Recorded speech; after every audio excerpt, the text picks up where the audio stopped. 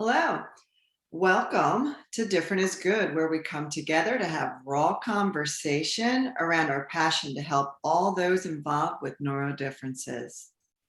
We have Susan Bedingfield here, author of Where is Katie? From Fear to Freedom. This memoir is about her journey as a homeschool mom who struggled with the emotions and trials she was presented with while discovering that her youngest daughter wasn't learning and thriving like her other children. Like so many other parents and teachers involved with students with neurodifferences, she began questioning her own self-worth and wondered what she was doing wrong, or worse, what was wrong with her daughter. This memoir shows the love of a mother and a teacher that was bound and determined to give her daughter what she needed and deserved. So today, our podcast is really centering around Susan and her journey.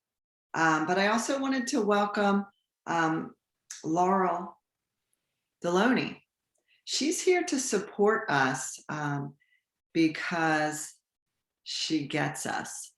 She gets people with neurodifferences, and she's going to reiterate, chime in, support in whatever way she sees fit.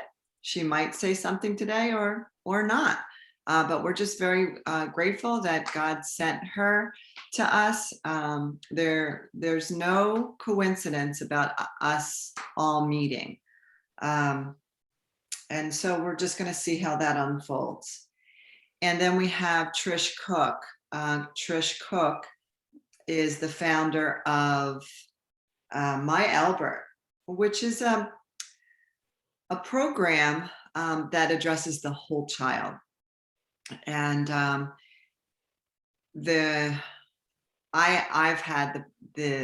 been blessed with the opportunity to implement that in my classroom. And she's supporting me and coaching me through the various components of the program. And that is what she does for other teachers as well. She's also an author of Nurture versus Nature. And I'd also like to mention that Susan Bedingfield, in addition to her memoir, she has a thriving business called the High Five House. Laurel has a tutoring business called, hold on, I have it written, Prism Learning. Okay. And then you have me. I'm a special education teacher, a person who has the gift of neurodifferences, specifically dyslexia, ADD, and processing. We think that maybe even central processing disorder, but it's all good. All of these things we believe we had to experience in order to be where we are today. So again, welcome to the listeners. We are going to be blessed today with listening to Susan's. Oh wait, before we get started with that, we wanted to revisit last week's discussion. There was a lot of notes that I took, and we decided we're going to revisit that maybe another episode. But Trish, you had a few things that you wanted to elaborate on. Could you please speak to that? Oh, yeah, sure. So last week we said that it is a injustice for the teacher to do constant content and context switching, going from one subject to the next. And you had mentioned a student keeping their mind on the past subject. Okay, that Yes. they had a hard time moving on, and you thought some people might take it as defiance, but this student also couldn't verbalize and tell you, no, I'm still working out something in my mind. I can't move on yet. So that's why it's just got to be natural type of application, type of project work based around their interest. So to avoid constant content and context switching. So with that being said, the mind, whatever it's trying to work out, whatever the content is, nobody can say this is now now this is the time period you get with it. Now stop trying to process it. You can't put a time limit on how long it's going to be in the process of understanding certain content or whatever else the mind is working out. So I'm going to give an example of that. So Laurel, she was telling me how she was a coffee connoisseur, and I was listening to her. Now, would I say it was active listening? I'm not really sure, but I was listening, but I already got what she was saying about being a coffee connoisseur. But into my mind, I wanted to connect with her because this is one of our second times meeting and everything. I was thinking about how I could make that example applicable, that I understood what she was saying, but I couldn't say, like those people that are olive oil connoisseurs, I couldn't get those words out. But that's what I was actually imaging in my 3D mind, was somebody who was in comparison to me understanding her being a coffee connoisseur. So I couldn't get that out. So all week that stayed in my mind about her being like a olive oil connoisseur. So first thing I saw her, I was like, yes, this is what I was trying to say, but I couldn't say to you. So again, with that all being said, it's like what stays in our mind stays in there until it's just complete and done, so we keep a lot in our mind, we hold on to stuff until it's to completion. So let's avoid content and context switching, kind of go with them in their interest and let them do some research and work it out in their own minds. And when they're ready for your help, when they're ready to know what you want them to know, they will tell you. You'll know it's time that they've worked out. Now, does this make any sense to anybody? Well, so what I hear you saying is that the way I'm seeing it is that foundation and that freedom and that understanding of this is the way a lot of us might think, and this is the way a lot of our brains might work. And I want to provide an opportunity in this classroom for you to feel free. But we need to communicate. I need you to see, a lot of times I talk to my students about it's wonderful when you know what you know and you know what you don't know. It's also wonderful when you know that I'm not finished with this. I feel uneasy. I feel like I need to begin and finish this task. I need to like peanut butter. Like she said, this is a word, I can't get it out. It's like peanut butter. Yes. So I think that is a part of the self-awareness that I feel like that part of my teaching really, really needs. Oh my gosh, it says low battery again. I got to make sure that this is plugged in. Okay. So anyway, that's part of the program that I need to solidify a little more to make sure that my students understand that this is a space, but you must communicate that. And there's also a trust factor that you're not going on YouTube and doing inappropriate stuff. Like, I trust that you're continuing down that road and that you will report back. My expectations are that you will report. Well, they are on YouTube when they're not supposed to be. That means that possibly wasn't their interest, because they're motivated to learn whatever is of their interest. So you might have to revisit. Well, I mean, inappropriate YouTube, I guess I should say. Oh, I got you. Anyway, okay. So there was something else that you were so this holding things in our mind until we have completion with it, that's hold on, let me get the wording correct. So this is the only other thing I wanted to clarify from last week. That's neurodivergency. That's being neurodivergent in that way. That's the way of the thinking in the mind. Okay. So do I have undiagnosed neurodivergency? Yes, neurodivergent. What I was diagnosed with was central auditory processing disorder with a learning disability affecting reading and math. But that I didn't call it was dyslexia, dyscalculia, and dysgraphia, which is my learning difference. So a lot of people I know that are around my age have an undiagnosed being neurodivergent in their thinking, where they will have the academic, which was probably, if it's my age, probably diagnosed learning disabled. So when you hear us talking about neurodifference, we are talking about being neurodiversity, but we prefer not to call it neurodiversity, just the neurodifference, because we realize that when you're talking about being neurodivergent and having dyslexia, that it's a neurodifference, but we could call it neurodiversity, but we choose not to. So, okay. All right. Well, I'm going to be honest with you. I was listening, but Mhm. remember last week when my computer just completely died and I left for a moment? Mhm. I was addressing that for some reason my computer is not charging, so I might be all. I'll probably come in on my phone. Anyway, okay. You want to take care of that now? So, Yeah. I'm not sure why this is not. technology is so fun. It's saying,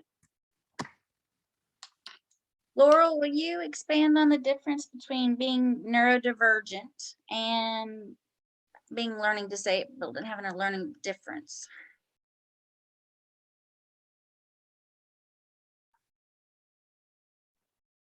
Yes.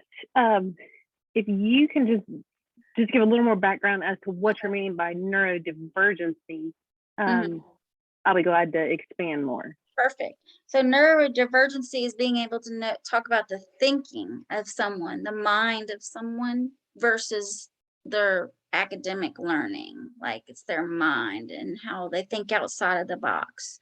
They have problem solving ability beyond most others. That's not the learning difference. That's the divergent thinking, the neurodivergent thinking.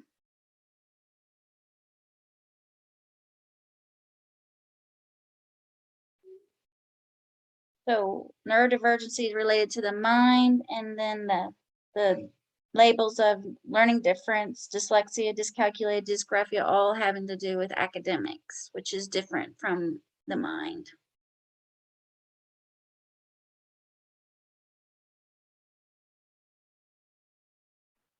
Okay. So it's okay. I mean, I'm trying to figure out how to best answer that question. Are you want me to explain? Or you want me to explain how? I mean, how learning disabilities. Explain how neurodivergency or being neurodivergent, what the neurodivergent mind is like.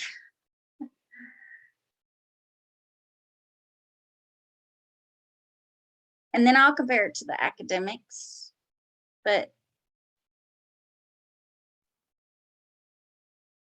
Okay. Let's see. So do people understand always the neurodivergent mind? Oh, absolutely not. And I think that's where, I mean, and please correct me if I'm wrong, I think with the neurodivergent mind, there's so much more going on that is similar, I think, to, the labels and, I mean, the umbrella of learning differences, I mean, ADHD, dyslexia, dyscalculia, I mean, all of those. Those are all neurodiversity, which is a little different than neurodivergent, the way of thinking in the mind. So,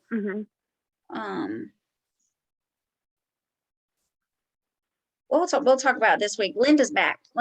So she gets to say what she was gonna say to Susan.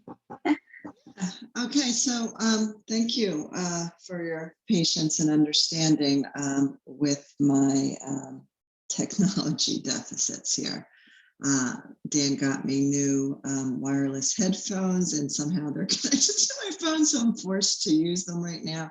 So hopefully you can hear me through these. It's all right. You can hear me? Yeah, it's all Or right. is it? There we go. Okay, you can hear me? Yeah.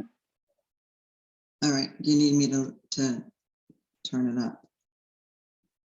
There we go. How's that? That's A better. little better? Okay. All right. So we have Susan. She is ready to share her story, her journey from a young mom discovering her daughter having a unique way of learning on up to present. Take it away, Susan. Can't wait to hear. I've heard it before, but I want to hear it again. All right. Hello. I'm glad to be able to share today. And, where would you like me to start? Yeah, so I mean, you and I have a lot in common in that we both were young moms who started to question, what am I doing wrong? You're noticing that your child is different and struggling. And my son, unlike yours, my son was my first son, so I didn't have him to compare to anything else, but I knew in my heart that there was something going on. And so then you go down this path of, where do I even start, and I even kind of felt like God was working in my life before I even knew him, like sending me to different places in order to get the information in order to move forward.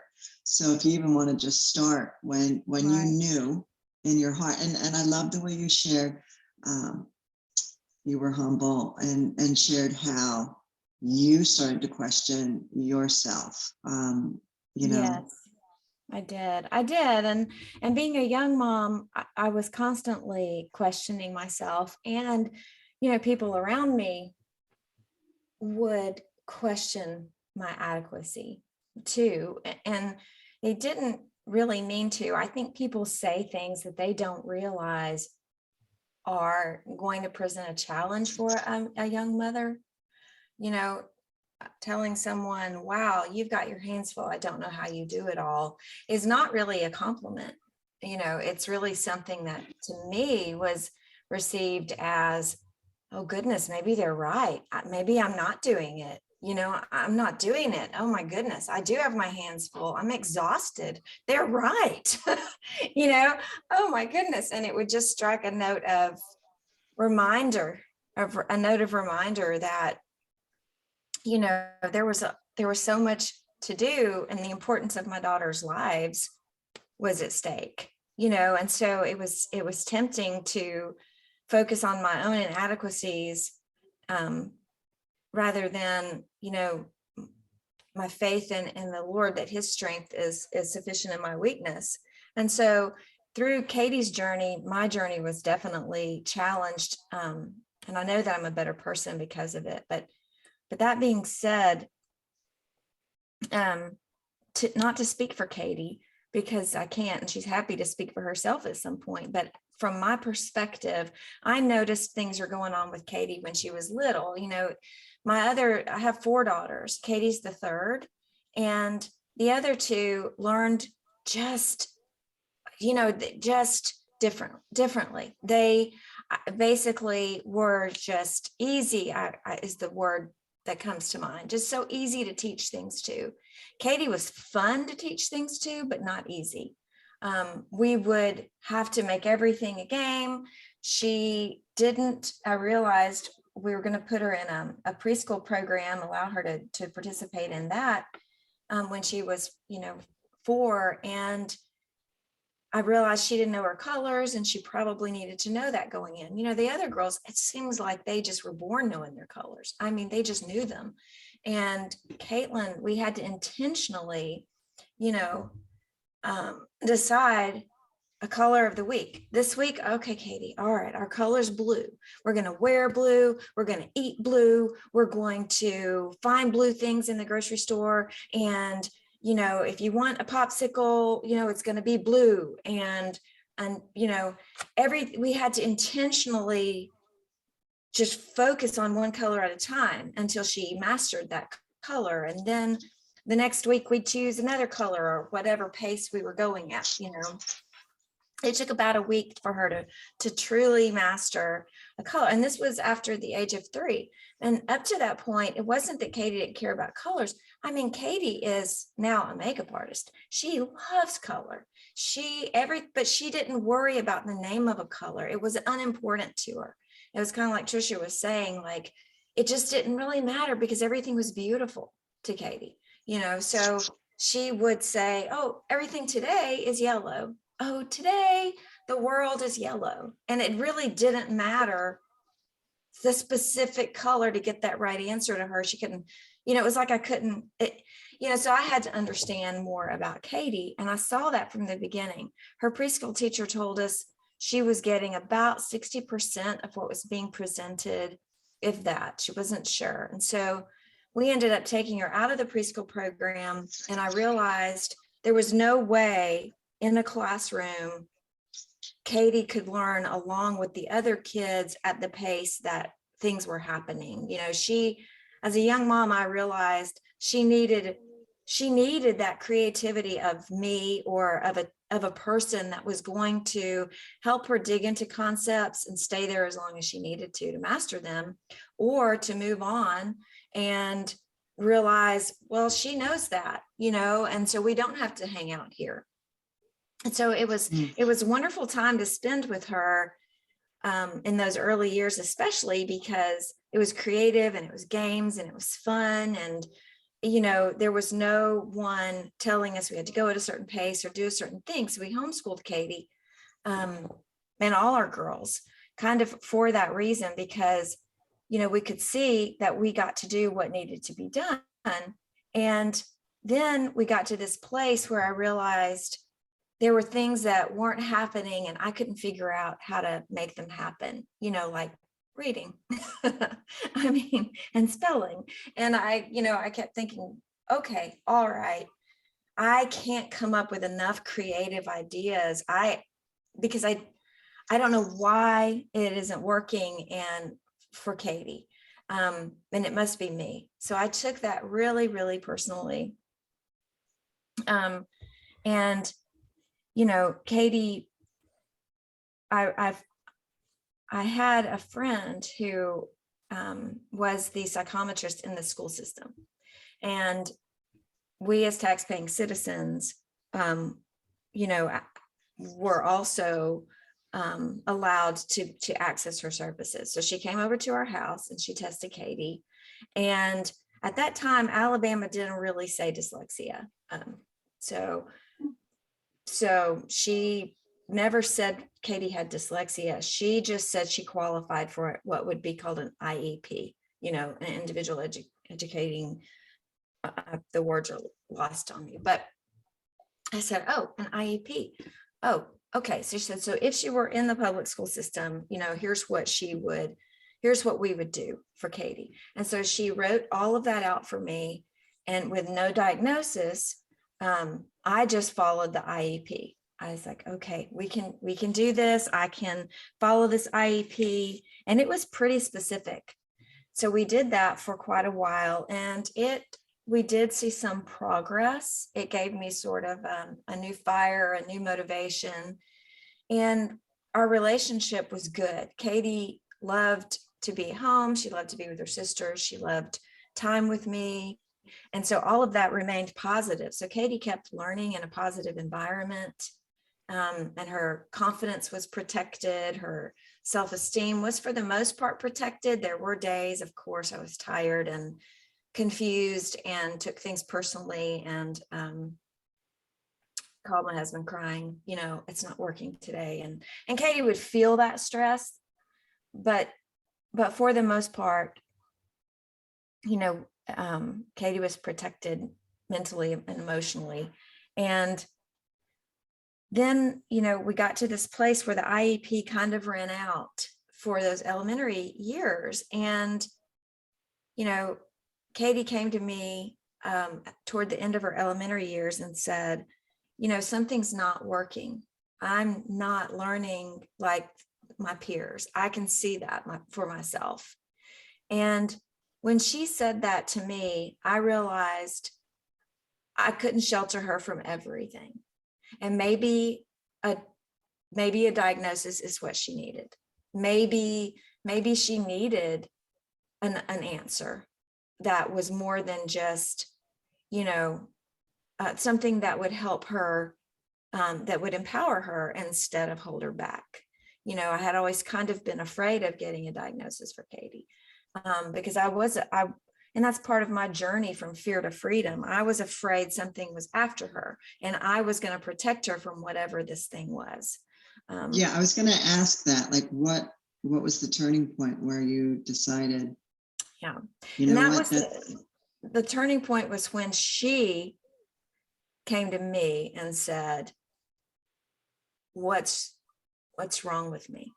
And when she used those words, I wanted to fight. No, nothing is wrong with you. Absolutely nothing is wrong with you.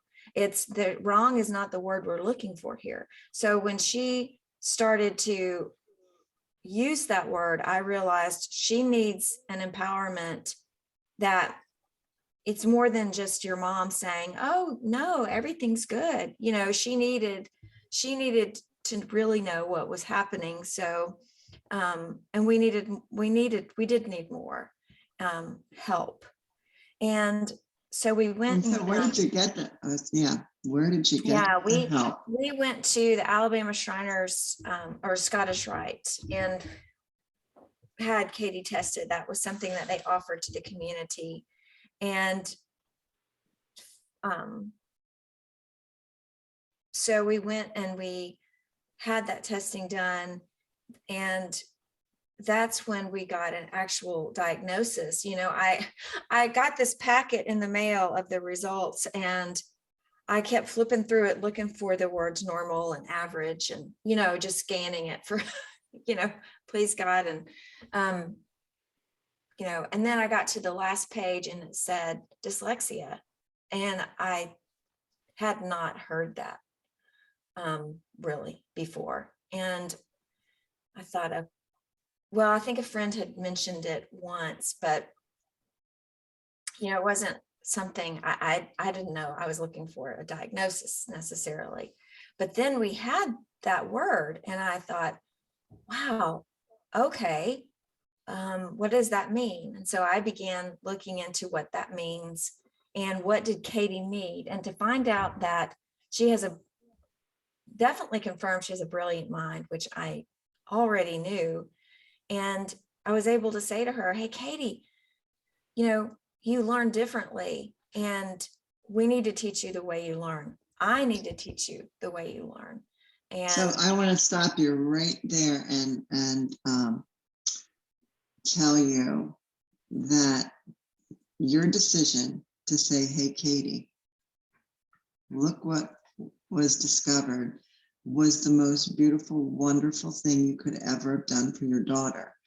Mm-hmm. Some people are of the mindset that I think that I'm just going to keep this because it's just too upsetting, and why fill that brain of that child with those words that you have a learning difference. Instead, you chose to paint it as a gift, where there's a lot of parents out there that have this guilty feeling that I gave birth to this child, it's my fault, and why should I let them know about it, because it's just going to worry them and make them feel insecure or have anxiety toward it.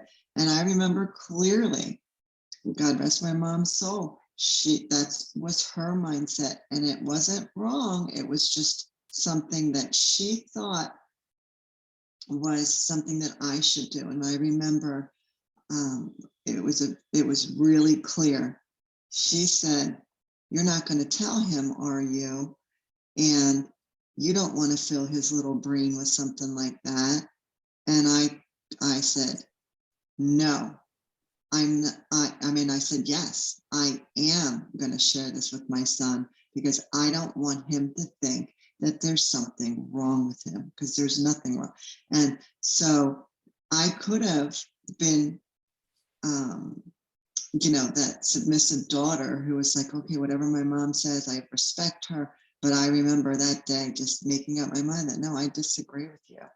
And I'm so glad that I did. And I because, and he did say to me, Mommy, why did I have to have the dyslexic brain? And I said, I don't know. It's just, you have to just learn a different way. And it's not a bad thing. Right. But he felt, he was like, why do I have to have the dyslexic brain?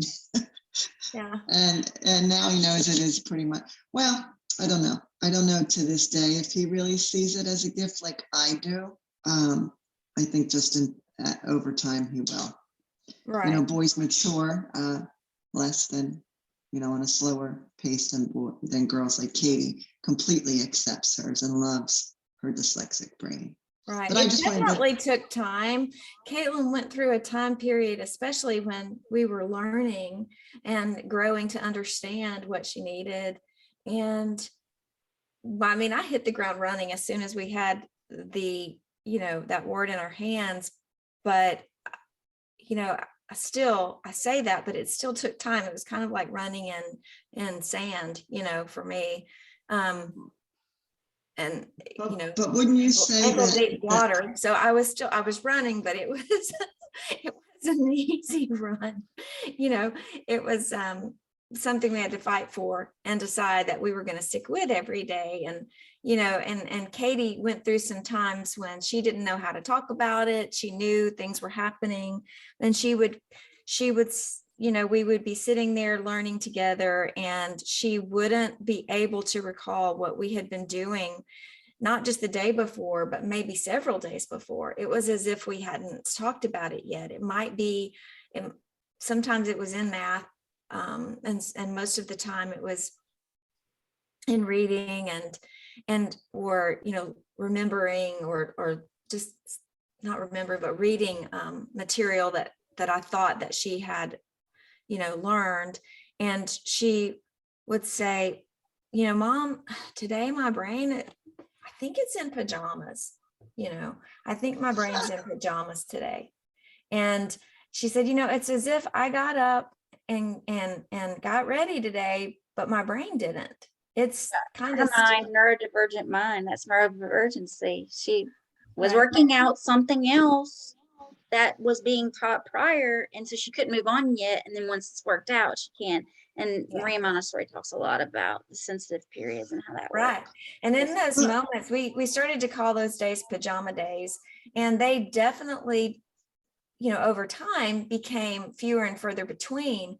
But it was a term we coined to say, oh, today is the day we need to relax and not stress Katie's brain, because the more you stress her brain or ask her something, I mean, it just wasn't going to happen, and the more she felt bad that she couldn't remember something, it definitely wasn't going to happen. And I remember calling my husband. I went outside in the driveway and, called Mark, and I was just crying, and he answers the phone and I'm crying, and he's thinking somebody died. He's thinking, oh my goodness, like, what is Susan about to tell me? And I said, Katie can't remember how to do long division. And he said, wow, I really thought something bad happened, honey. Yeah. And I said, wait, what? And he said, I mean, Katie can't do long division? Honey, okay, all right. And so he began to, he started thinking at that moment, and he said, what I want you to do is to get the emotion out of your teaching. And I thought, wait, but I'm her mother. And he said, well, but not, okay, but get your emotion out of your teaching. The relationship of a mother and a child can kind of get entangled, or not kind of, it definitely does, especially in a homeschool situation. Or if you're not a homeschooler and you're working with your student to try to accomplish homework, so many tears can happen that don't happen in a classroom or with a teacher or with someone who's not their mother and just their teacher. The tears and the emotions that come from working with your own child, I found when I would tutor, don't they don't come when I work with students. It's not, I don't take it personally when we need to cover something again that I thought we had already covered or that I thought they had mastered. I don't take that personally. It doesn't bring me to tears. It doesn't make me afraid we just calmly, we just go over it again. And inevitably the next time you cover it, it takes less time to cover it, because the learning is there. But so what I did was I thought, I don't know how to do that. And so I began to role play being a teacher who was teaching someone else's child. So instead of believing I was sitting there with my own child, in my mind, I would imagine Katie was a student I tutored. And at that time I didn't tutor. I only worked with my daughters, but I would imagine that I was working with someone else's child, and how would I treat them? And what would that be like? And then I was able to really just keep the focus on the material and on Katie's best interest as a student. And it was revolutionary. It was revolutionary. It really was.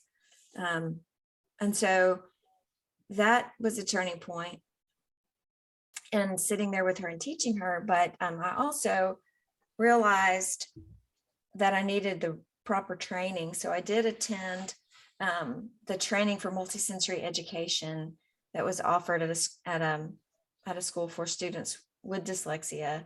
And how fortunate was it that it was, and so is it someplace that was close to your home? Because I'm not sure if every state or county has this opportunity. It was about 2 hours from my home. So I stayed there for 2 weeks, and it was an intense, 40-hour class, Okay. basically. And with outside homework and testing, and Very intense. Yeah. very intense. And then, I just sat there kind of the first day like a deer in the headlights, because I was sitting in the room with educators and teachers and psychiatrists that were also taking the same training. And my motivation, I wanted to run, but I stayed because I am Katie's mom. I've got to fight for her. Who's going to do that if I don't do that? She was not ready to fight for herself and needed me to fight, for her and with her.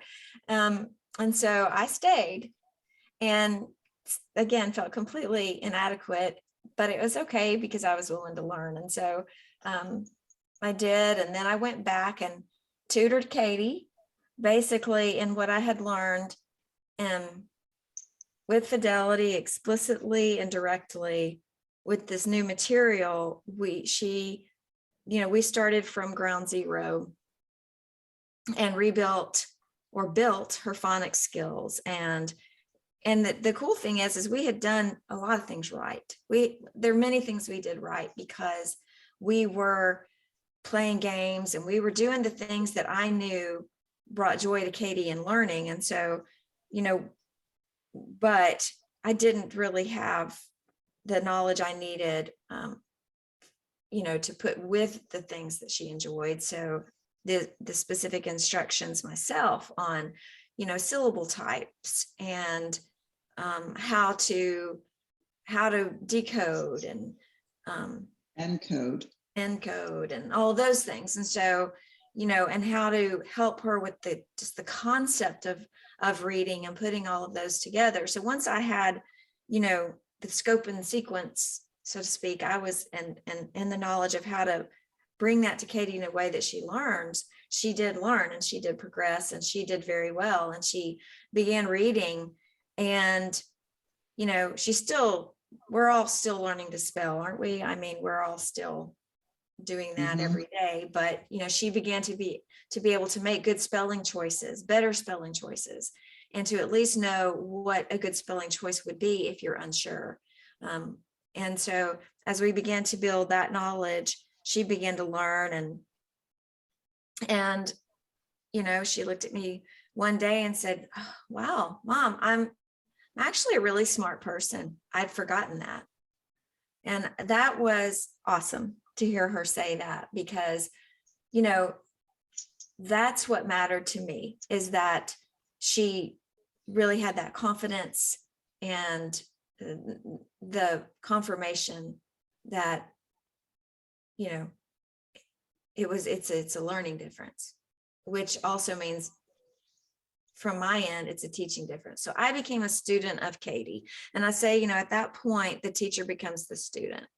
So, I realized really this whole time I had been a student of Katie, but I very intentionally began to watch and listen and know that when she said something in social situations that seemed not to relate, I would realize how she got from point A to point D. And I began to be able to kind of interpret for her and help her kind of tell how her brain got to that place. It's really not that far-fetched what Katie just said. And then, that was being social situations. I just want to take a moment right now and just say three words. Peanut butter, Right. pajama day, Yeah. and then the phrase student of Katie. When I'm listening to And what was that you, last those one you are said? It didn't take on me. student of Katie. So peanut butter, I appreciate Susan so much because her share about her journey with her daughter, that peanut butter phrase, that word, helped her and her daughter understand that, it's just, I feel a little overwhelmed. I need a moment here. Or it was her word to let her mom know that we need to revisit this concept, or No, it's overwhelming emotions or yes, hard emotions. Yeah. I was yes. coming on, or maybe it was me. She's saying, "Hey, Mom, you're coming on too hard, too fast. I need and so and that's I need that to let me safe word. Yeah. And then I love pajama day. So I'm going to take that one. I'm going to use that in my classroom. I'm having a pajama day because my student, I love that they're open enough to be able to come to me. And he said, "Mrs. Coyle, I just really don't want to participate in that activity." And I said, "You know what? You never say that. So you just take," and he needed a pajama day. He looked exhausted. That's the and mind. That's it was the and mind, not the emotions. Yeah. That's Right. yeah, and so I realized let him go into our little living room area and I put the pillows around him. I said, "Put your feet up on that coffee table and you just relax." Yeah. And so, yeah, that's thank cool. you for that. That's good. And then the fact that as educators, if we can just do that switch and say, "I'm a student of such and such," because we can learn so much from our kids. That's right. Yeah. So continue. And I don't know where. Yes, Yeah. no, that's right, because Katie, had so many wonderful things to share and so many wonderful things to say. And for me to be able to help her to find the words or to be understood, just to be understood, I realized is so important for anyone, to be heard and to be understood. And so, when Katie didn't feel understood, I would see symptoms in her, or when she struggled to get words out, I would see her begin twirling her hair, or, gazing off into the distance, or beginning to pull her eyebrows out or her eyelashes, and when she was younger, I didn't realize, before we had a diagnosis, even before we were really doing official academics, I would see her do these things as a younger elementary, or like as a preschool student, just pulling her eyelashes out. And I would think, what's that about? Why is that happening? And as she began to be taught the way she learned, she doesn't do that anymore. And she found the words to say, or I helped her, you know, with the peanut butter phrase. And that way she could use, you know, she could use that to have sort of a you know, backup plan, so that she didn't begin doing things like pulling at her eyebrows, or, you know, something that would show stress in ways that really weren't the way she wanted to communicate. You know, she was able to get it out. Yeah. So something physical, like pulling the eyelashes out, would be anger. So she's feeling angry towards whatever it was with that learning, or what she hadn't learned, or what she couldn't communicate. Right. Let me ask a question to makes Trish. sense. So I'm thinking back to working one-on-one with one of my students, and he does it seems like a nervous twitch, like a like a before he answers a question. I have several And students. so I wonder what that is. What would you? Stimming, it's a vocal stimming. Yes, So he is there's autistic. 3 reasons why you vocal stim, and that is to relieve anxiousness and anxiety. It's to rewire the brain for more learning. So you got to allow it to happen. And the third is not coming to me right now. And you know how many times I have to say to, when I'm coaching somebody, it's like, that's stimming, because stimming looks totally different in everybody. And it's usually, you have to think of the 5 senses for stimming. So if it's vocal, it's auditory for him to stim that way. Okay, so if it's swaying back and forth, that is movement. So that is tactile, the tactile movement. But that's also He does that the as brain well. stem. He does He's that trying to too. equalize his brain stem. So anyway, but I could go into stimming all day long, because I love to say that's stimming. Let them do it, because they got to work out whatever it is. So you don't try to stop the stimming. Now, if it's harmful stimming, you want to redirect that stimming to a different type of stem. So Katie used to say she was crying on the inside. That's what she would Mhm. tell me. yeah, And so anger and shame is crying on the inside, because you're different from everybody, and you can't have those exact words. and I noticed she was already getting gray hairs in 6th and 7th grade. Wow. Yeah. Wow. And so I mean, Mhm. it was important that I become a student of Katie and understand, you know, that she needs to be able to put words to Okay. what was going on. I just have to say something. The few things that you've shared about what Katie says, your next memoir is What Did Katie Say? Because what I love that. what a really smart, I mean, we know that she's super bright, but for her to be that expressive and be able to say what she was feeling was beautiful. And I think that could help. Maybe she should write a child's book.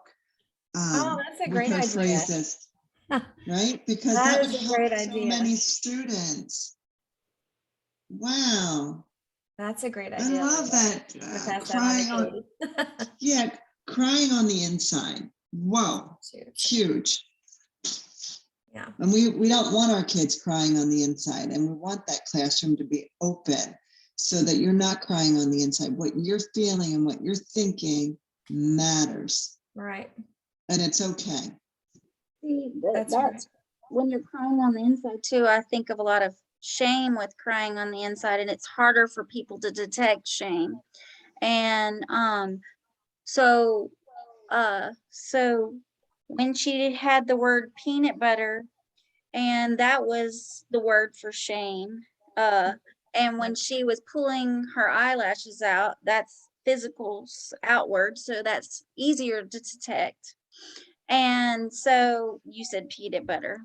So so I'm so glad that you had that word again, because instead of saying anger and shame, that that good thing is that she was supported.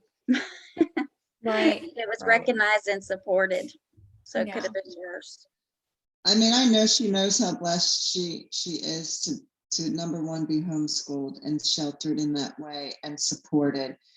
But to have your mom be your like biggest cheerleader, and for Susan to take the time to get the knowledge she needed to teach Katie. I just think that obviously you have a beautiful relationship with all your children, but what like it is a gift because you got to grow and learn with Katie, and I bet she's Yeah. just never ever gonna forget that.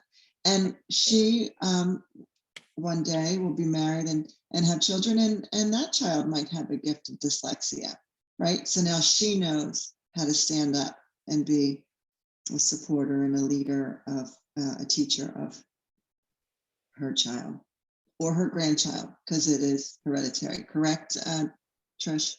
Yeah, the latest research says 60% of it is genetic related, and everybody I've interviewed and talked to, it's been 100%. It's dad majority, but then it could be mom.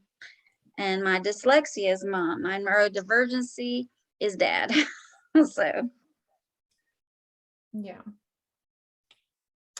Well, when I began, guys. yeah, Oh, okay.